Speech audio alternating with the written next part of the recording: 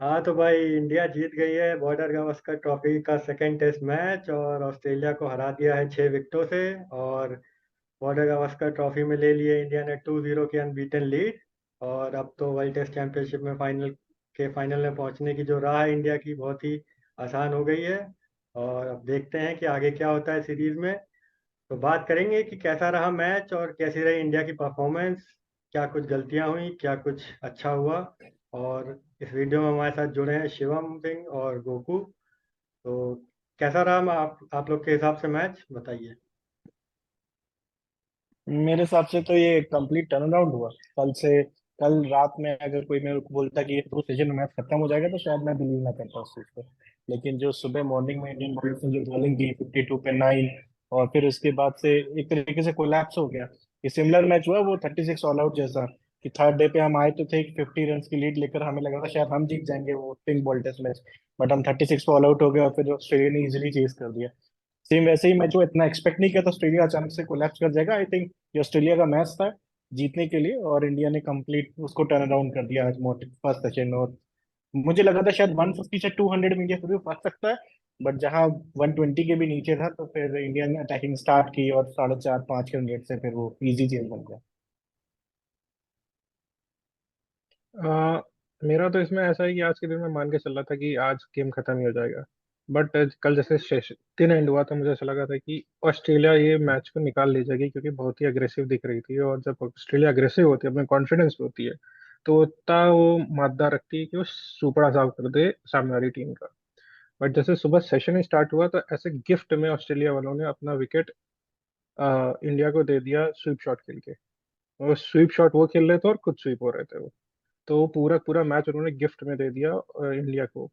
और दूसरी बात, इंडिया ने सेकंड इनिंग में एक चीज जो अच्छी लगी मुझे कि वो पॉजिटिव खेली।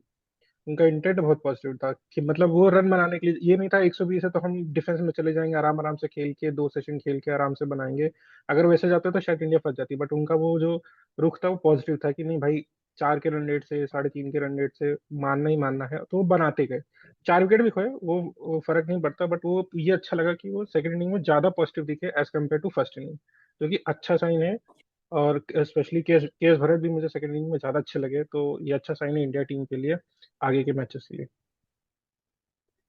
हाँ तो वही है, मतलब जैसे हमने पिछले वीडियो में बात करी थी कि भाई इस मैच में भी एक्सपेक्टेड है कि 3 दिन में ही खत्म हो जाएगा, तो वैसे ही हुआ कुछ। और मतलब बाउंस भी थोड़ा लो था और टर्न हो रही थी। बट एक चीज जो अच्छी लगी इस टेस्ट मैच में कि ऑस्ट्रेलिया ने मतलब पहले मैच के बाद जो कमबैक किया है। और मतलब इंडियन फैंस को थोड़ी देर के लिए तो मतलब दे दिया था कि भाई, मतलब इंडियन फैंस को धक धक हो रहा था कि भाई क्या होगा क्या होगा, क्योंकि ऑस्ट्रेलिया ने मैच में इस बार पकड़ बना के रखी थी। बहुत मोमेंट ऐसे आए कि ऑस्ट्रेलिया लग रहा था कि ये मैच ले जाएगा। जब मतलब पहली इनिंग में इंडिया के 139 पे 7 हो गए थे, तो तब तो मतलब हम ये सब मान के ही चल रहे थे कि लो भैया एटलीस्ट 100 रन की तो लीड लेके ही जाएगा ऑस्ट्रेलिया। बट वही फिर अपने टेलेंडर्स, जिनको मैं मतलब टेलेंडर्स नहीं बोलूंगा क्योंकि अब तो वो अपने टॉप ऑर्डर से ज्यादा ही रन बनाते हैं, अक्षर पटेल और अश्विन रविचंद्रन अश्विन। तो भाई उन्होंने तो वहां से हमारा मैच निकाल दिया। बट हाँ, फिर कल ऑस्ट्रेलिया ने जब मतलब सेकंड इनिंग की शुरुआत की तो ऐसा लगा कि भाई इनके अंदर इंग्लैंड का भूत आ गया और बॉलिंग कर दी इन्होंने। बट पता नहीं आज उनको क्या हो गया, सुबह कि आए और लगा कि प्रेशर ले लिया कि क्या हुआ, और धड़ाधड़ धड़ाधड़ मतलब एक टाइम पे 85 पे 2 विकेट थे उनके और अगले 28 रन पे उन्होंने 8 विकेट गिरा दिए मतलब। तो ऐसा लग रहा था कि इंडिया को गिफ्ट करके भाई उनको जाना था 2 दिन में दिल्ली घूमने, कि भाई जल्दी जल्दी चलते हैं और दिल्ली घूमते हैं क्योंकि मैच में तो कुछ रखा नहीं है। और जो बात हो रही थी कि 37 साल का रिकॉर्ड है इंडिया का इस स्टेडियम पे हारने ना हारने का, वो भी इंडिया ने बचा लिया है, तो ये अच्छी बात है। और मतलब इंडिया ने अपना होम में डोमिनेंस दिखाती है, वो इंडिया ने बरकरार रखा है। थोड़ा सा मतलब हुआ, मतलब पिछले मैच जितना डोमिनेंस नहीं दिखा इंडिया का, बट हाँ फिर भी जीत तो जीत होती है। और अच्छी बात है कि इंडिया ने जीत के बॉर्डर गावस्कर ट्रॉफी रिटेन कर ली। हाँ, मैं उस पे भाई ऐड करना चाहूंगा एक पॉइंट कि मैंने लास्ट टाइम भी जब हम लोग का फर्स्ट टेस्ट मैच करेंगे तो मैंने बोला था कि ऑस्ट्रेलिया इतनी खराब टीम है नहीं, वो compete जरूर करेगी और आगे सरप्राइज देखने को मिला भी। कल एक्चुअली हुआ ये, जब ट्रेविस हेड अचानक से, अगर डेविड वार्नर ही रहते, वो कंकशन सब्स्टिट्यूट ना रहता, तो आई डोंट थिंक सो कि वो 60 रन बनाते, क्योंकि डेविड वार्नर शेल में ही थे। वो ट्रेविस हेड ऊपर आए और इंडिया को भी उन्होंने थोड़ा सा सरप्राइज कर दिया। और इंडिया ने भी बॉलिंग कल रात में उस फेज में अच्छी की शाम के टाइम, कि 10 12 ओवर में ओवर पेज पे ओवर पेज बॉलिंग हो रही है, अश्विन हो गए चाहे जडेजा हो गए। तो वो इंटेंट के साथ आए थे कि हाँ हम जितने रन ऐड कर सके उतने कर लें। आज जैसे अश्विन ने अपना पहला ओवर डाला, 3 गेंदें अंदर सीधी अंदर सीधी अंदर सीधी अंदर, फिर चौथी गेंद जो टर्न होती है, तो आज नॉर्मल अश्विन अपने पूरे फॉर्म में देखे। तो आई थिंक आई मुझे ऐसा लगा कि जडेजा को विकेट जरूर ज्यादा मिली, लेकिन जो सेटअप किया था वो अश्विन ने किया था। स्मिथ को आउट करके हाँ स्टार्टिंग में अश्विन स्टार्टिंग ज्यादा थ्रेटनिंग बॉलर थे, स्टार्टिंग में तो बट एक हाँ बार जब जडेजा बॉल, लग ही नहीं रहे थे कि विकेट ले पाएंगे, बट फिर जब उन्होंने स्टार्ट किया तो लगातार निकाल के ले गए। जडेजा बट हाँ अश्विन तब ने अच्छा डेंजरस मतलब लगते हैं। प्रेशर बनाया था। अश्विन ने एक्चुअल वो में गेम स्टार्ट काफी जो अच्छा किया था। आज का पूरा गेम जो बनाया है वो अश्विन का है, पूरा पूरा गेम। क्योंकि अगर ट्रेविस हेड देखो, ट्रेविस हेड का विकेट था और मार्नस लबुशाने का विकेट था, जो कि मैं ऐसा कहता हूँ जो बॉलर ने निकाला। बाकी सारे विकेट तो as a gift Australia batsman ने अपने खराब शॉट खेल के कर दी। बट जो ट्रेविस हेड का विकेट था कि जो गेंद शार्प बाहर निकली और केस भरत ने उस पर हम्म। बहुत ही लो कैच पकड़ा, वहां से गेम बना। क्योंकि जब स्टीव स्मिथ आया तो वो भी स्टीव स्मिथ इंटेंट के साथ आए थे कि हाँ अभी तक स्वीप शॉट चल रहा है तो मैं भी मारूंगा। और वो उसी उस राह में चले गए, तो वो अगला विकेट स्वीप में उनका निकल गया, स्टीव स्मिथ का। और एक अच्छी गेंद जो रविंद्र जडेजा जो हमेशा अंदर शार्प लाते हैं, एक स्किड होती है गेंद जो थी, वो उससे लो बाउंस रही और विकेट मिल गया। तो और उसके बाद तो फिर इन्होंने फिर वही था कि हम स्वीप मारेंगे आउट होंगे। तो वो जो गेम सेटअप पूरा आज के दिन का था कि कल जो ऑस्ट्रेलिया खेल के आई थी, तो वही सुबह शायद डिस्कस किया होगा। और वैसे ही इन्होंने, इंडिया ने अपनी बॉलिंग स्ट्रेटेजी प्लान की कि हम इनको काउंटर करेंगे। तो इसी वजह से मुझे ऐसा लगता है कि जो एक्चुअल का आज पूरा दिन का गेम जो बना के रखा वो अश्विन की वजह से था। बट ये और जो हमारे मैं बॉलर्स एक्सपेक्ट कर हैं। रहा था। हाँ कंटिन्यू। हाँ हाँ, मैं कह रहा हूँ कि मैं एक्सपेक्ट कर रहा था कि आज स्मिथ लबुशेन, एक्चुअली ये रिस्पॉन्सिबिलिटी उनकी है। आप आए हो to as a touring nation, आप चाहते हो यहाँ पे सीरीज जीतना, आप सीनियर बैटर्स भी हो और आप टेक्निकली साउंड प्लेयर हो, तो आप चाहते तो आराम से एक सेशन तो निपटा सकते थे। एक सेशन अगर आप खेल जाते तो डेफिनेटली 225 240 तो लीड मिल ही जाती है आपको, क्योंकि 30 40 रन मिलते। पर पता नहीं उनका क्या माइंडसेट था कि जल्दी जल्दी रन बना लो, जैसा कि खेला ही नहीं जा पाएगा। ऐसा भी नहीं है। आजकल के ये मॉडर्न बैटर्स के अंदर मैं ये भी देख रहा हूँ, पेशेंस है ही नहीं बिल्कुल, कि आप एक सेशन तो खड़े हो सकते हो, इतने बड़े तो आप बैट्समैन, आपका 60 का एवरेज है, तो आप एक सेशन तो अपने आप को बैक कर सकते हो। नॉर्मल क्रिकेट वी में खेलो, सिंगल डबल के लिए जाओ, अगर एक सेशन में ये लोग 2 विकेट या 3 ही विकेट खोते तो बड़े आराम से 250 तक की लीड दे सकते थे। बट उन्होंने अपने दिमाग में इतना ज्यादा फिर से वो कर लिया कि नहीं, यहाँ पे और कोई तरीका ही नहीं है रन बनाने का। और सबसे गलत पिच चूज की स्वीप करने के लिए। स्वीप नॉर्मली ऐसे विकेट पे होता ही नहीं है जहाँ पे लो हो, तो जहाँ पे सामने जडेजा फायर कर रहे हैं 95 से 98 की स्पीड में, जब बॉल और नीचे रहेगी तो आप एलबीडब्ल्यू और बोल्ट तो हो गए, जो कि हुआ। सभी लोग एलबीडब्ल्यू और बोल्ट है। तो पता नहीं उनको, उनके बैटिंग हैं कौन से कोच हैं, वो कौन सी बातें अपने दिमाग में लेकर रखे हुए हैं कि आप स्वीप भी ट्राई कर, या जडेजा जो फायर ही करते हैं बॉल को जाते मैक्सिमम अंदर की तरफ। तो उनका उनका फिर से यहाँ पे जीता हुआ मैच था ये ऑस्ट्रेलिया का। अगर मैं देखूं एक टाइम पे वो 100 100 रन की लीड भी ले सकते थे। उनको बस एक विकेट नॉर्मल ऑस्ट्रेलिया होता है, चढ़ जाता है, वो 9 विकेट की पार्टनरशिप अपने अगेंस्ट होने नहीं देता है। लेकिन आपने वहां से एक पार्टनरशिप बनने दी, इंडिया को मैच में वापस आने दिया, और फिर उसके बाद अच्छा स्टार्ट लेने के बाद फिर वापस अपने माइंडसेट की वजह से फिर से हार गए। ये मैच उनको को जीतना चाहिए था मुझे लगता है। वरना आप बार बार बार ऐसी सिचुएशन में आओगे नहीं, इंडिया के पास इंडिया आपको आने नहीं देगा। बड़ी मुश्किल से आप एक ऐसी सिचुएशन में थे फर्स्ट फर्स्ट इनिंग के टाइम पे कि आप ये मैच को निकाल सकते थे, बट हाँ अपनी और गलती से वो एक हार गए। एक बार नहीं मल्टीपल टाइम्स वो ऐसे सिचुएशन में थे कि जहां से मतलब लग रहा था कि मैच उनके हाथ में है, बट वही बात है कि थ्रो अवे कर दिया। और अगर मतलब चलिए इंडिया जीती है ये अच्छी बात है, बट नेगेटिव्स भी बहुत हैं। मतलब अगर देखें तो इतनी कंफर्टेबल विन नहीं है इंडिया के लिए, क्योंकि फिर वही हम्म। बात है कि मतलब जो हमारा टॉप ऑर्डर है वो तो मतलब फेल ही होता रहता है। उनसे ज्यादा कॉन्फिडेंट तो हमारे बॉलर रविचंद्रन अश्विन लगते हैं जब वो बैटिंग कर रहे होते हैं। तो जरा टॉप ऑर्डर के पे भी बात करें भाई कि क्या है ऐसा कि इनको मतलब बैटिंग में इतनी परेशानी आती है, और कब तक मतलब हम अपने टेलेंडर्स के दम पे मैच जीतेंगे। चलिए बॉलिंग में हम रविचंद्रन अश्विन और रविंद्र जडेजा से उम्मीद रखते हैं कि वो आएंगे और हमें विकेट दिला देंगे। अब भाई हम बैटिंग में भी उन्हीं से उम्मीद लगा के बैठे हैं कि रविचंद्रन अश्विन आएंगे और एंड में 30 40 रन जोड़ के एक पार्टनरशिप लगा के हमें मुश्किल सिचुएशन से निकालेंगे। अब आप पिछले 5 6 टेस्ट उठा लीजिए, बांग्लादेश में भी रविचंद्रन अश्विन ने बहुत अच्छा परफॉर्म करके मतलब एक टेस्ट मैच निकाला था हमारे लिए। तो अब हमारी डिपेंडेंसी मतलब सारा काम क्या बॉलर ही करेंगे क्या, और ऑलराउंडर ही करेंगे? तो टॉप ऑर्डर का क्या प्रॉब्लम है, क्या लगता है आप लोगों को? हाँ मतलब इंडिया का ये कंसर्न अभी तो है नहीं, पिछले 3 साल से यही चला। क्योंकि आप देखोगे तो आपको मैक्सिमम टेस्ट मैच में रन किसने बना के दिए हैं? रोहित शर्मा। जब जब खेले वो खेले कम है, लेकिन जितना खेले I think complete better Rohit Sharma ही दिखे हैं टेस्ट मैचेस में अपने लिए। 50-60 की एक अच्छी एवरेज से वो खेले हैं 2-3 साल में। तो एक रोहित शर्मा ही एक बैट्समैन है। उसके अलावा आपके विकेट कीपर में ऋषभ पंत रन बनाते थे, और जडेजा, हम्म। अश्विन, और आपका कभी शार्दुल ठाकुर, वॉशिंगटन सुंदर, इन्हीं लोग के रन से आपके रन बनते 300। आप भी ऐसा नहीं हो आप 500-500 रन बनाते, 300 रन बनाते, क्योंकि आपके बॉलर्स इस लायक हैं, जो चाहे पेस विकेट दे दो, चाहे सीमर्स वाली ट्रैक दे दो, चाहे स्पिनिंग ट्रैक दे दो, तो सब में वो बॉलर समझ आया कि अच्छा बॉलिंग अटैक है इंडिया का इस टाइप पे टेस्ट सेटअप में। लेकिन बैटिंग तो कंसर्न है, और सबसे बड़ी बात है कि कोई इस पे ध्यान भी नहीं दे रहा। पहले क्या होता था कि एक्चुअली, अगर मेरे को ऐसा लगता है एक रूट को जो मैं देखूं, क्योंकि हम इंडिया में विकेट इतना ज्यादा टफ बनाने लगे, अब तो मेरे को देख के मैच ऐसा लगता है कि इंडिया के बाहर बैटिंग करना थोड़ी आसान है। मेरे को हाँ लगता है हाँ इंग्लैंड एग्जैक्टली। और साउथ अफ्रीका में फिर भी आप लीव करके आप बच जाओगे, लेकिन इतना खतरनाक विकेट आप देख रहे हो 2.5 दिन में आप टेस्ट मैच, तब बैट्समैन का कॉन्फिडेंस भी चला जाता है। तो बेटर है कि हाँ, ये अपने बैटर्स हैं जी, रणजी जाके खेले, बट रणजी में भी उतना क्वालिटी अटैक इनको मिलता नहीं है। तो बीसीसीआई को हम्म एटलीस्ट ये करना चाहिए कि विकेट आप 4 दिन के 5 दिन के टेस्ट मैच के सामने वाली टीम को हरा दोगे, इतने क्वालिटी के स्पिनर हैं। बट पता नहीं क्यों ये 2.5 दिन या 3 दिन वाली विकेट भी प्रोड्यूस कर रहे हैं। क्योंकि कॉन्फिडेंस आना बैट्समैन का जरूरी है, जब तक उसके रन्स नहीं लगे होंगे ना 80-90-100, तो तब तक वो उसके अंदर से कॉन्फिडेंस नहीं आएगा कि हाँ वो जाए और कुछ एक सजन निकाले। तो आज के टाइम पे यही हो गया बैटर्स का। केएल राहुल का तो वो तो सिटिंग डक बन चुके हैं। केएल राहुल का तो ऐसा है कि उनको बाहर करना उन पे ही, मेरे को लगता है कि उनके लिए ज्यादा फेवरेबल होगा, क्योंकि वो जितना आप रहेंगे बिल्कुल ही कॉन्फिडेंस खो देंगे, जो थोड़ा बहुत है भी उनके पास।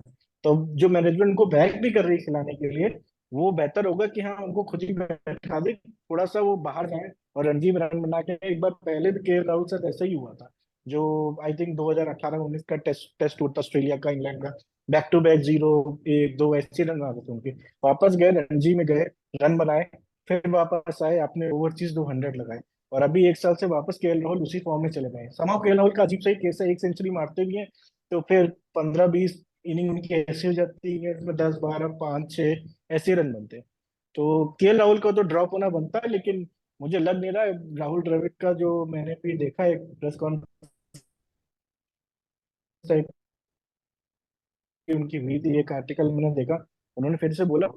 तो आई डाउट कि वो अभी भी उनको बैठाएंगे कि नहीं बैठाएंगे, लेकिन उनको तो निकालना बहुत जरूरी है टीम। मैं इसमें एक चीज ऐड करना चाहूंगा। मैं थोड़ा सा डिफर करता हूँ शिवम की बात से। मेरा डिफरेंस का पॉइंट ये है कि बात कॉन्फिडेंस, मैं सिर्फ केएल राहुल की बात नहीं कर रहा हूँ, बाकी जो टॉप ऑर्डर बैट्समैन है जो हमारे, उसमें से जो हम अगर रोहित शर्मा को अलग कर दे, फिर केएल राहुल आते हैं, फिर अपने पुजारा आते हैं, विराट कोहली आते हैं, और फिर उसके बाद अभी अपने अय्यर आ रहे, केएस भरत आ रहे। जो हम टॉप ऑर्डर जो हमारा फेल होता है, मुझे उसका ऐसा रीजन लगता है कि हम पॉजिटिव नहीं खेलते, और जो कि कहीं पे आके फंस जाता है जब पुजारा वन डाउन आते हैं। पुजारा, अगर पुजारा डिफेंस में चले जाते हैं तो उनके साथ वाला भी डिफेंस में चला जाता है, जो कि ऐसा होना नहीं चाहिए। मैं मानता हूँ जैसे इंग्लैंड एक ऐसी जगह है और इंडिया एक ऐसी जगह है जहाँ पे अगर इंग्लैंड में बॉल स्विंग हो रही है तो गेंद चाहे पहली ओवर की हो, चाहे 50 ओवर 50 ओवर की, चाहे 80 ओवर की हो, कोई भी गेंद अंदर आ सकती है, कोई भी गेंद बाहर आ सकती है। वहां पे आप एक डिफेंसिव डिफेंसिव के शल में चले जाओगे तो वहां पे फिर आप एक दो गेंद तो ऐसी पड़ी जाएगी जहां पे आप विकेट खो दोगे।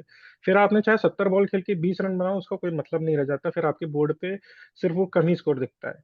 अगर वही 70 पे आप 40 रहोगे, क्योंकि आपका अपना इंटेंट पॉजिटिव रखा है, या 40 रहोगे या 35, मतलब 50, आपको 50% का स्ट्राइक रेट रखना चाहिए। तभी आप आपका स्कोर बढ़ता रहेगा, तभी आपके साथ वाला भी बनाएगा। अगर आप खुद शेल में चले जाओ, कभी कभार क्या होता है बैट्समैन अपने शेल में चला जाता है, एक बैट्समैन डिफेंसिव में चला जाता है, तो वो समहाउ वो पिच ऐसी लगने लगती है कि अब विकेट गया तब विकेट गया। तो वही चाहे इंग्लैंड की कंडीशन हो चाहे इंडिया की कंडीशन हो, इंडिया में जैसे स्पिन होती है, अगर हम 70 गेंद हम खेली जा रहे खेले जा रहे खेले जा रहे डिफेंस, तो एक दो गेंद ऐसे पड़ के बाहर निकलेगी, विकेट गिर जाएगा, रन तो बनेगा नहीं।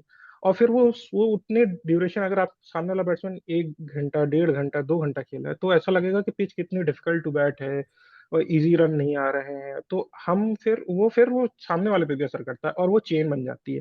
तो इसीलिए जो हमारे ऑलराउंडर आके मारे, जो आपने कहा कि हम अभी जडेजा और अश्विन पे रिलाई करते हैं, अभी अक्षर पे, क्योंकि वो लोग जो आते हैं वो फ्री हैंडेड खेलते हैं। वो उस शल में नहीं रहते हैं कि हाँ हमको फिर रोक इतना ही डिफेंस में चले जाना है। वो ये है कि हाँ, अगर अच्छी गेंद पड़ी तो हम डिफेंस कर रहे हैं, सेम ही अच्छी एवरेज गेंद पड़ी तो हम उस पर रन के लिए जा रहे हैं, 1 run 2 run 4 run what ever, और एकदम ही खराब गेंद पड़ी तो उसमें हम फुल जा रहे हैं। इसीलिए हमारे वहां पे जो नीचे बनते हैं 30 रन, अश्विन 30 बना गए, जडेजा 50 बना गए, अक्षर पटेल अभी 70-80 बना के जा रहे हैं। तो कारण यही है कि वो डिफेंस में नहीं जा रहे, वो रन पॉजिटिव इंटेंट के साथ खेल रहे। ऊपर अगर हम थोड़ा पॉजिटिविटी लाए बैटिंग के लिए, कॉन्फिडेंस की बात नहीं है, बैटिंग को लेके कि हमें थोड़ा रन निकालना है, तो हमारे तब रन बनेंगे। अगर हम फिर डिफेंस ही करते रह जाएंगे तो फिर तो ना रन निकलेगा, एक गेंद पाड़ के आप विकेट खो दोगे। तो ये मुझे ऐसा लगता है कि टॉप ऑर्डर का जो हमारा कम स्कोरिंग रेट है वो डिफेंस, बहुत ज्यादा डिफेंस में चला जा रहा है। वो ऐसा होना नहीं चाहिए। चलिए, हाँ तो अब व्यूवर से एक रिक्वेस्ट है कि अगर अभी तक आप लोग बने हुए हैं तो प्लीज़ हमारे चैनल को सब्सक्राइब कर दें और वीडियो को थोड़ा लाइक वाइक कर दें, तो ताकि हमें भी थोड़ा सपोर्ट हो जाए। और चलिए बात को कंटिन्यू करते हैं। तो हाँ, केएल राहुल पे बात कर लेते हैं भाई। मतलब अब तो लग रहा है कि मतलब उन्होंने हदें पार कर दी हैं फ्लॉप होने की। और आप शिवम, आपने बोला कि मतलब बैकिंग मिल रही है, बट मेरे हिसाब से यार अब हो गई हद यार, कितनी बैकिंग मिलेगी अब तो। मतलब आज जब वो आउट हुए हैं तो खुद भी हंस रहे थे। मुझे तो ऐसा लगा कि अब तो उनको भी पता चल गया है कि भाई ये मेरा आखिरी टेस्ट था, मतलब इस सीरीज का एटलीस्ट। कि अब तो मुझे लग रहा है कि उनको भी अंदेशा हो गया है। और मुझे लगता है कि अब तो राहुल द्रविड़ भी उनको बोल, मतलब टीम मैनेजमेंट ने उनको बोल दिया होगा कि भाई हमसे जितना हो पाया हमने आपको 34 के एवरेज पे भी बहुत बैकिंग दे दी, बट अब हमारे बस का भी नहीं है क्योंकि प्रेशर बहुत आ रहा है। तो मुझे तो अब लगता है कि इट्स हाई टाइम कि अब शायद नेक्स्ट टेस्ट मैच में केएल राहुल बैठ सकते हैं। भले इंडिया टेस्ट मैच जीत गया है, बट केएल राहुल पे बहुत बातें हो चुकी हैं और मतलब वो डिसअपॉइंट कर रहे हैं। और मेरे हिसाब से मतलब मुझे ऐसा लगता है कि अब अगर थोड़ी सी भी शर्म है मैनेजमेंट के अंदर तो उनको बैठा देना चाहिए अगले टेस्ट मैच में, क्योंकि भाई बहुत से ऐसे डिजर्विंग प्लेयर हैं जिनका उनसे अच्छा एवरेज है, और वो नहीं है टीम में। तो मतलब कब तक आप ऐसे प्लेयर को बैक करते रहेंगे? आप लोग का क्या कहना है इस पे? क्या लगता है मैं कि तो केएल राहुल का मैं क्या? तो चलिए, आप तो बता दिया मैं कि आपके हिसाब से मतलब अभी भी मैनेजमेंट अब बेशर्मी पार करती रहेगी और खिलाती रहेगी। गोकू, आप बताइए आपको क्योंकि क्या मैं लगता है? थोड़ा सा एक पॉइंट में और ऐड कर दूं उसमें। चलिए थोड़ा सा ठीक मैं है। सरप्राइज होता हूँ, मैं क्रिकेट बस पे ऐसे ही देख रहा था कि हाँ उस कि वॉइस थोड़ी ब्रेक हो रही है शिवम। तो फिर डिस्कनेक्ट हो गया क्या? राहुल द्रविड़ ने अभी ठीक आ रही है। बोलिए बोलिए, आप थोड़ा हाँ। अटक गए अभी हैं ठीक आ वैसे। रही है। हाँ हाँ हाँ, आ बोलिए रही है, आ रही बोलिए। है। हाँ। तो उन्होंने बोला कि केएल राहुल हमारे one of the best overseas opener रहे हैं। वो मतलब बहुत तारीफ की कि नए राहुल नए द्रविड़ ने नए केएल नए राहुल ये की। सब नए और नए जुमले हैं मेरे हिसाब से। नए नए वर्ड ले आते हैं, बहुत प्रॉमिसिंग और खिलाड़ी हम हैं, बहुत है ये खिलाड़ी है। हाँ, अरे भाई प्रॉमिसिंग है तो दिखाएं। कब दिखाएंगे? बार बार जब इंडिया बार बार यही बोलते छोड़ हैं के कि निकल लेते हैं। भाई पहला साउथ विकेट अफ्रीका का गिरता है तो अनरेटेड भाई नंबर आप के आंख बाद। बंद करके मान लेते हो कि केएल राहुल ही गए होंगे, भले ही वो अकेले प्लेयर आए वो हों। तो है। मैं- वो मतलब तो अब है। क्या ही बोले अब उनकी ये बैटिंग पे। अब ये सिलेक्शन, अब एक तो चेतन शर्मा भी जा चुके हैं, ठीक है, अब 4 ही सेलेक्टर्स अपने बचे हैं और पहले 2 टेस्ट मैच की टीम सेलेक्ट हुई थी। अब ये सेलेक्टर्स चाहे तो बाहर कर सकते हैं केएल राहुल को, कि वो अगले दो दो टेस्ट मैच में सेलेक्ट ही ना करे केएल राहुल को बाहर कर दें और कोई और एक बैट्समैन में भी आप मिडिल ऑर्डर के लिए ला सकते हो सरफराज को, और शुभमन गिल को आप ओपन कर सकते हो, Sarfaraz backup middle order player उनका रिप्लेसमेंट आ सकते हैं। तो ये सिंपल से रिप्लेसमेंट, ये कॉल सिंपल सी है एकदम, जो सेलेक्टर को लेनी है। बट क्या अगर वो टीम में फिर से रह गए केएल राहुल, भले ही वो उस 16 का ही नहीं, पार्ट रहे अगले दो सिलेक्टर टेस्ट आप मैचेस के लिए भी। किसकी बात कर रहे हैं? आप अगले 2 टेस्ट मैच की बात कर रहे हैं कि आगे की सीरीज की बात कर रहे हाँ, अगले 2 ही टेस्ट मैच की अभी टीम आई थी ना इंडिया की, ये ऑस्ट्रेलिया वाली हैं? है। अच्छा। अगले 2 टेस्ट मैच की अभी टीम आनी बाकी है। तो क्योंकि अभी तक जो टीम आई थी ऑफिशियल 2 ही टेस्ट मैच की बीसीसीआई ने डाली थी। अगले 2 टेस्ट मैच की टीम, या ब्रेक भी लंबा है अगले तीसरे टेस्ट मैच के लिए, तो सेलेक्टर ये कॉल लेंगे तो लेंगे। वरना तो अगर ये 16 में रह गए तो राहुल द्रविड़ फिर से खिलाएंगे, क्योंकि वो कुछ ज्यादा ही पसंद करते हैं केएल राहुल को। भूको, आप बताइए आपको क्या लगता है, बैठेंगे कि खेलेंगे? आ, नहीं, मैं सरप्राइज नहीं होऊंगा अगर केएल राहुल अगला थर्ड मैच खेल गए। मुझे सरप्राइज नहीं होगा। नहीं खेल गए तो मुझे ज्यादा सरप्राइज होगा, बट मुझे ऐसा लगता है कि खिलाया जा सकता है। क्योंकि पहली इनिंग में उन्होंने 70 गेंद खेली, कुछ बीस मतलब अब प्लस तो रन बनाए। आदत सी हो दूसरी, गई है हमें उनको देखने की, ऐसी बात हो रही है। हाँ, बात ये है कि वो अभी भी उनको बैठाने का वो सॉलिड रीजन ना मैनेजमेंट देख रहा है, ना कैप्टन देख रहा है। तो मुझे ऐसा लगता है कि उनको खिलाया जा सकता है। बात ये रही क्योंकि अभी दूसरा टेस्ट मैच जीत गए हैं, तो हमें नहीं लगता कि फिर इंडिया विनिंग कॉम्बिनेशन तोड़ना चाहेगी। अगर नहीं खिलाएंगे तो, जैसा अभी शिवम ने बोला कि अभी 2 टेस्ट मैच की सीरीज आई थी और तीसरे चौथे के लिए आई नहीं थी, तो उनको बाहर बैठा दिया जाए और सरफराज को बैकअप, वो नहीं कर सकते, क्योंकि फिर वो एक, क्योंकि एज आपने किसी प्लेयर को वाइस कैप्टन चुना और आप सडनली उसको ऐसे टीम टीम से mid of the series drop कर दे तो बहुत बड़ी बात हो जाती है। तो वो तो नहीं करेंगे, बट मुझे लग रहा है कि वो टीम में रहेंगे 4 मैच की टेस्ट सीरीज में, मतलब टॉप 15 में रहेंगे। और अगर थर्ड मैच खेल गए तो मुझे लगता है थर्ड मैच उनके लिए डिसाइसिव होगा, कि उनको रन निकलने होंगे। अगर थर्ड मैच में कुछ नहीं हुआ तो मुझे ऐसा लगता है चौथा मैच के लिए वो, अगर इंडिया जीत गई तो चौथे मैच के लिए रोहित शर्मा डायरेक्ट और राहुल द्रविड़ डायरेक्ट शुभमन गिल के साथ जाएंगे, तब केएल राहुल को बैठाएंगे। और फिर वहां से अगर ये, तो मुझे ऐसा लगता है थर्ड मैच फाइनल डिसाइसिव होगा केएल राहुल के लिए, क्योंकि मुझे लगता है अभी एक मौका और वो देगी मैनेजमेंट को। चलिए ठीक है, उस पर तो मतलब क्या ही बात करें, अब देखते हैं क्या करते हैं मैनेजमेंट। और चलिए उसके बाद बात कर लेते हैं थोड़ा सी चेतेश्वर पुजारा के फॉर्म को लेकर। मतलब उनका 100वां टेस्ट मैच था, तो पहली इनिंग में तो वो तो जीरो पे ही चले गए, बट दूसरी इनिंग में थोड़ा खेले हैं। बट उनका भी फॉर्म मतलब थोड़ा सा डामाडोल ही रहा है। भले हाँ उन्होंने मतलब बांग्लादेश की सीरीज में थोड़े रन बनाए थे, बट मतलब उन पे भी मतलब वो आते हैं तो थोड़ा सा मतलब लगता है कि यार मतलब उतना कॉन्फिडेंस नहीं आता है उनकी बैटिंग पे, तो उन पे भी थोड़े दो हाँ, चार शब्द बोल दें अगर। मैं उस पे मैं उस पे ये बोलना चाहूंगा, पुजारा अपना गेम, और जो आप कह रहे हैं कि उनकी बैटिंग को देख के लगता है डामाडोल, अब वो खुद डिफिकल्ट बनाते हैं, खुद अपने लिए भी बनाते हैं, अपने साथ खेलने वालों के लिए भी बनाते हैं। कुछ कुछ मैं ऐसे शॉट देखता हूँ, लबुशेन स्टीव स्मिथ आके कवर पे आराम से रन ले रहे हैं। वो अगर सिर्फ डिफेंस ही करते रहोगे ना तो फिर वो लगेगा ही लगेगा, क्योंकि गेंद इधर उधर टर्न हो रही है, कभी bat and pad, pad and bat appeal हो रही है, तो सामने वाला भी बॉलर आप पे दबाव बनाएगा बनाएगा। तो आप एकदम ही डिफेंस, थोड़ा सा आपको पॉजिटिव रहना पड़ेगा। इतना भी ज्यादा अगर अगर आपने 50 का स्ट्राइक रेट नहीं मेंटेन रखा तो सामने वाला आप पे चढ़ ही जाएगा, और आपकी एक दो गेंद ऐसी पड़ेगी पड़ेगी 3-4 ओवर में कि आपको लगेगा अब गए तब गए। तो एज हम व्यूअर देख रहे हैं तो हमको भी लगता है यार कितना डिफिकल्ट टू बैट है, कितनी डिफिकल्ट पिच है, सामने वाला बॉलिंग कितना अच्छा कर रहा है, और वही जब सामने वाला बैटिंग करने आता है तो हमें कितना इजी लगता है कि आराम से कवर पे रन जा रहे हैं, मिड विकेट पे रन जा रहे हैं। तो ये जो चीजें हैं ये पुजारा को खुद देखनी पड़ेंगी, कि भाई आप अपने लिए खुद कब्र खोद रहे हो कि सामने वाला आपके लिए खोद रहा है। तो ये पुजारा को खुद करना है कि भाई इतना भी शर्म में ना जाओ कि वो फिर खुद डिफिकल्ट लगने लगे और आपको खेलने के लिए खुद आसानी ना हो। तो ये पुजारा को खुद ध्यान रखना पड़ेगा। पुजारा चलिए पे शिवम सिंह। मतलब पुजारा पे भी तो मैं ये कहूंगा कि ये बात तो उससे मैं बिल्कुल एग्री करता हूँ कि कभी कभी वो आते हैं तो हम सबको डर लगने लगता है कि यार ये क्या वो हो गया कि ये हाँ, बॉल ऑफ वो द सेंचुरी पड़ रही है इनको हमेशा वो आता आते आके हैं तो ऐसा वो लगता है, मतलब थोड़े, बैटिंग करने आते हैं तो ऐसा लगता है बॉलिंग पिच बन गई है अभी। हाँ थोड़ा फिजिटी होते हैं स्टार्टिंग में, लेकिन उनका खेलने का तरीका हमेशा से ऐसे ही रहा है। थोड़ा सा हाँ पहले मुझे ये लगता है बात तो पहले है। पुजारा क्या करते थे ना कि उनको बॉल थोड़ी ऑफ साइड में मिलती थी तो एक आध कट मार दिया, जब पुजारा का जो फर्स्ट हाफ था करियर का, एक कट मार दिया करते थे, चौका निकाल देते थे। अभी क्या होता है वो केवल केवल अल्ट्रा डिफेंसिव मोड में चले जाते हैं। और अब मुझे ऐसा लगता है पुजारा को 25 से 30 गेंदें चाहिए होती है। जब वो उतना खेल लेते हैं थोड़ा थोड़ा फिर आपको सेटल डाउन लगने लगते हैं, थोड़ा वो बाउंड्री स्कोर करने लगते हैं। फिर हाँ धीरे, जब तक आज भी इनिंग देखी स्टार्टिंग की 25-30 बॉल में लग रहा था ये अब आउट हुए कि तब आउट हुए, हाँ लेकिन धीरे धीरे धीरे धीरे फिर वो कॉन्फिडेंस आता गया। और पुजारा इंपॉर्टेंट प्लेयर है इस टीम के, मतलब पुजारा के लिए काफी रिस्पेक्ट भी है मेरे लिए, क्योंकि एक बंदा जो जिसको आईपीएल में खरीदा नहीं जाता, बड़ा आसान था उसके लिए कि हाँ पैसे बनाता जाता है, काउंटी बाहर निकाले जाते हैं, रहाणे के साथ पुजारा भी जाते हैं, काउंटी जाते हैं, और रहाणे आईपीएल खेलते हैं, रहाणे ने वो चूज किया खेलना।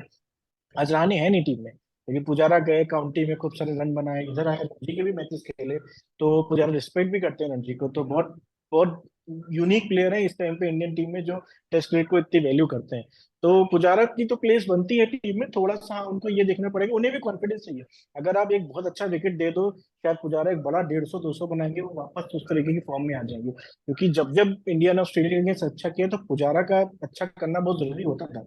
चाहे वो 2017-18 की सीरीज दिखा देख लीजिए, होम सीरीज में बहुत रन थे उनके, फिर ऑस्ट्रेलिया जाके बहुत ज्यादा रन थे। इवन गाबा टेस्ट मैच में भी सबकी शुभमन गिल और पंत की इनिंग तो याद है, बट वो खड़े रहे थे अपने ही करेक्टर में, हाँ, तो पीठ 200 पे ढाई अड़ सौ रहे बॉल थे, वहां एक भी बॉल उन्होंने खा रहे खेली। थे। तो डिफिकल्ट टाइम इवन आज भी अगर पुजारा भी आउट हो जाते तो हाँ हमारा नीचे ऑर्डर अच्छा खेलता है, लेकिन अगर 3-4 आपके 40 पे हो गए तो आप कह नहीं सकते कि अगले 10-12 रन पे भैया आपके 3-4 विकेट और चले जाते। तो पुजारा ने इवन आज भी स्टार्टिंग में लगा थोड़ा सा, लेकिन फिर खत्म करके आए गेम वो। तो उनके अंदर एक ऐसा है कि हाँ वो कर ले जाएंगे।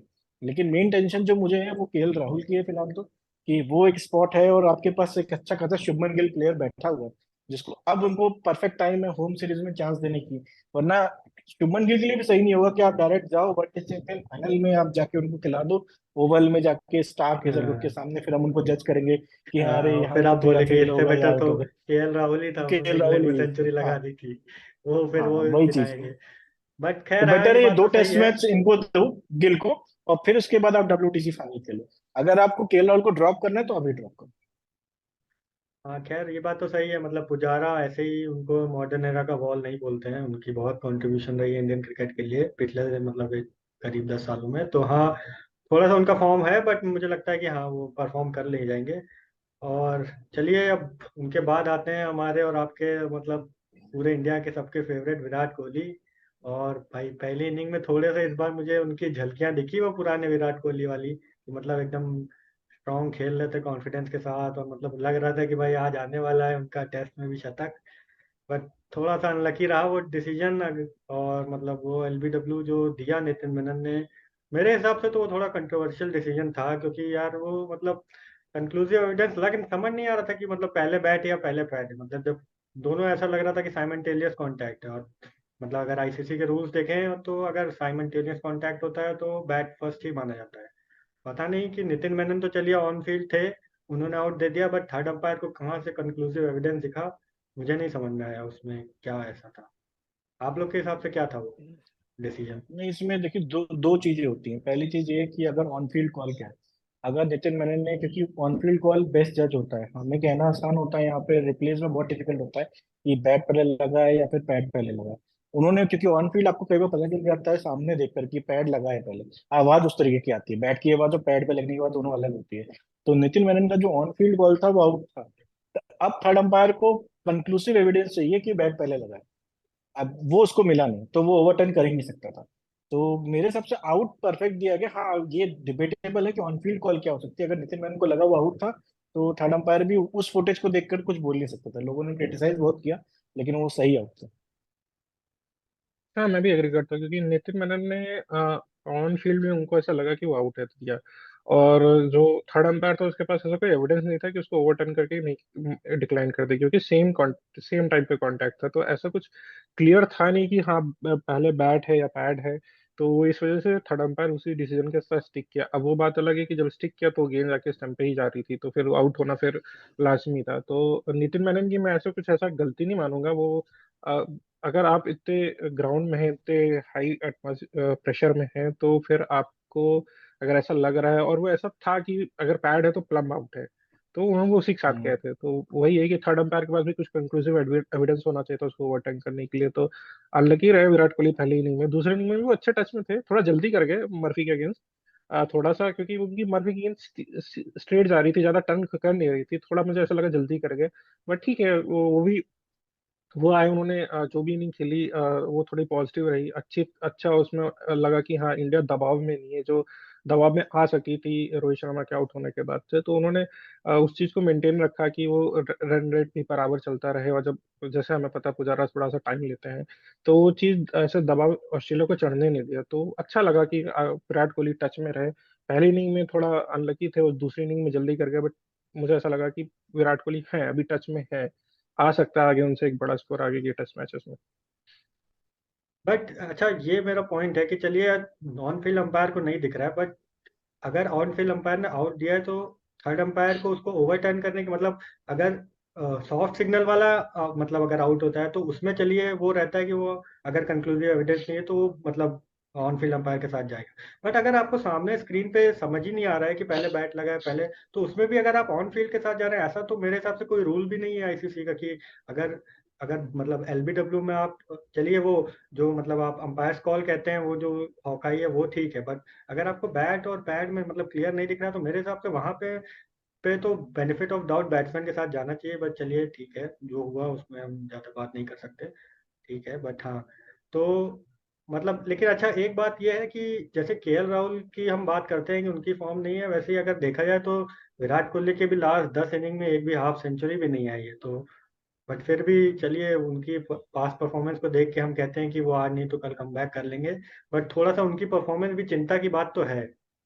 क्या मैं लगता है मैं आपको? इसमें आपको यहाँ पे काटना, मैं उस यहाँ पे आपको एक बात कहना चाहूंगा। जो आपने विराट कोहली और केएल राहुल का कंपैरिजन में बताया नहीं कि नहीं नहीं नहीं, विराट कोहली के, आप शब्दों को नहीं बदले नहीं, मत, मतलब, मैंने एग्जैक्ट नहीं नहीं कंपैरिजन नहीं मैं, किया, बट मैं नहीं एक नहीं बस मैं एक आप, एग्जांपल दे रहा था कि हाँ हाँ, विराट कोहली ने भी लास्ट 10 इनिंग में कुछ मतलब मैं उसी हाफ सेंचुरी मैं नहीं उसी आई है उनकी। एग्जांपल में कुछ, हाँ, हाँ मैं उसी चलिए आप एग्जांपल में बताइए कुछ कोई। पॉइंट ऐड करना चाह रहा हूँ कि जो आपने लास्ट 10 इनिंग्स की बात बोली है, चाहे केएल राहुल की है चाहे विराट कोहली की रन है, बट अगर आप जैसे ये बॉर्डर गावस्कर ट्रॉफी आप इंडिया में, अगर आप विराट कोहली की इनिंग्स देखें, तो चाहे ये सेकंड टेस्ट मैच ही ले लेते, पहले ही नहीं, पहले टेस्ट मैच में तो विराट कोहली बहुत ही अनलकी डिसमिसल हुआ था, तो सेकंड जो था दोनों इनिंग खेली, बट दोनों इनिंग में ऐसा लगा नहीं कि विराट कोहली फंसे हुए हैं। मतलब वो एक था कि हाँ मैं डिफेंस करता हूँ तो मैं कॉन्फिडेंटली डिफेंस करता हूँ, अगर मैं रन के लिए जा रहा हूँ तो कॉन्फिडेंटली रन के लिए जा रहा हूँ।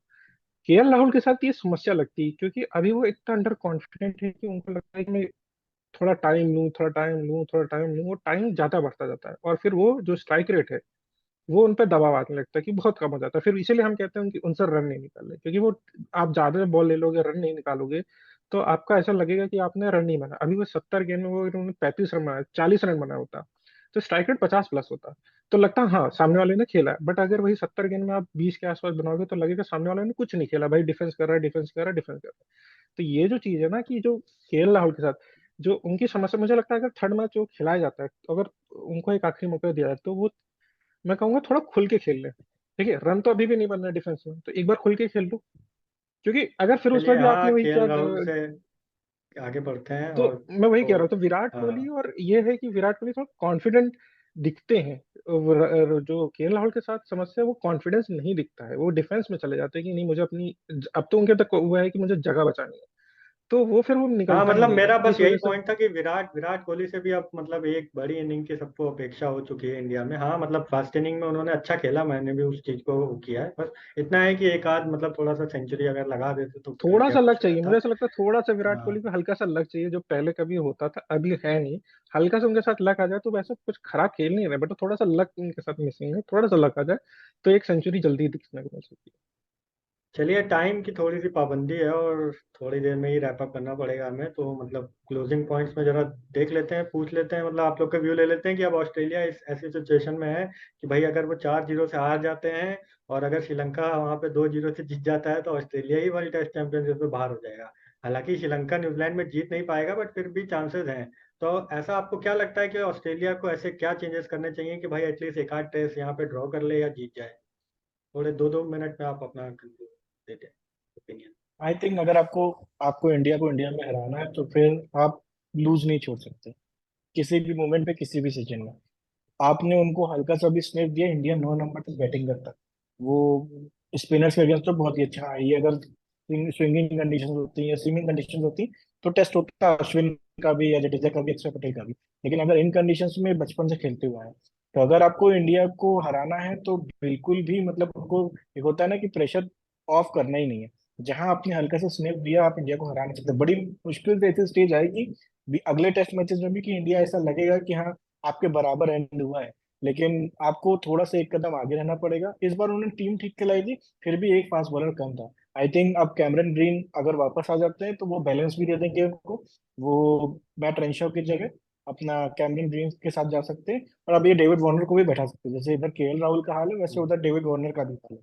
हालांकि डेविड वार्नर तो बहुत बड़े प्लेयर हैं टेस्ट मैचेस में, लेकिन अब उनका भी समय जा रहा है। तो ये ट्रेविस हेड से ओपन करा सकते हैं, ट्रेविस हेड ने अच्छी ओपनिंग की, तेज ओपन भी करेंगे। और ये कैमरन ग्रीन को लेकर आए वापस। और देख सकते हैं अगर मिचेल स्टार्क, मुझे लगता नहीं है अभी मिचेल स्टार्क को लेकर आएंगे क्योंकि इनके तीनों स्पिनर ने ठीक जगह बॉलिंग ही की नहीं है। बनती ना, तो अब हाँ इनके मतलब पास एक, जगह ही नहीं बन रही है हाँ कि दो फास्ट बॉलर और हाँ, कैमरून ग्रीन और फिर 3 स्पिनर तो खिला लें। ये अब बैकअप मैं में हाँ। ग्रीन को ही लेकर आएंगे, रेंशो की जगह पे यही चेंज में देखता हूँ और अच्छा करेंगे ये। अच्छा किया उन्होंने इस मैच में भी, लेकिन इनके अब मेन प्लेयर्स में तो लबुशेन को, जब तक ये 70-80-100 नहीं बनाएंगे तब तक ये इंडिया को हम्म। हरा नहीं पाएंगे। अगर इन दोनों में से कोई एक 70-80 या 100 रन बनाता है तो इनका चांस रहेगा, वरना फिर बड़ा मुश्किल है इनका तो एक भी मैच जीत पाना। वो को आप भी अपने 1 मिनट में व्यू दे दीजिए कि मैं इस मैच का ये बोलूंगा कि आज सुबह तक ऑस्ट्रेलिया इस गेम में ऊपर था। मैं अगर कल शाम को एंड करता तो मैं ऑस्ट्रेलिया के साथ ही जाता। आज सुबह उन्होंने जब, आज सुबह जब, एक सेकंड, चलिए गोकू हमें छोड़ के मेरा चले गए हैं, संपर्क तो ठीक है, संपर्क टूट संपर्क गया उनसे नहीं हो मतलब पा रहा दोनों है। से। तो हाँ मतलब मेरे हिसाब से भी वो हाँ जीत की पोजीशन से चले गए हैं ऑस्ट्रेलिया, और मुझे लगता है कि थोड़ा उनको मतलब कैश ऑन करना पड़ेगा सिचुएशंस को। और चलिए ठीक है, फिर इसी पॉइंट पे हम रैप अप करते हैं आज का वीडियो, और अपने व्यूअर्स से यही रिक्वेस्ट है कि भाई कमेंट सेक्शन में हमें बताएं कि हम और क्या इम्प्रूव कर सकते हैं। और ऐसे ही हम आपके लिए रेगुलर अपडेट्स लाते रहेंगे, और प्लीज़ हमारे चैनल को सब्सक्राइब कर दें, वीडियो को लाइक कर दें और बेल आइकन को दबा दें। चलिए फिर रैप अप करते हैं। Thank you for joining, and thank you मिलते हैं गाइस, आप बाय सभी से बाय। नेक्स्ट वीडियो में। Bye bye.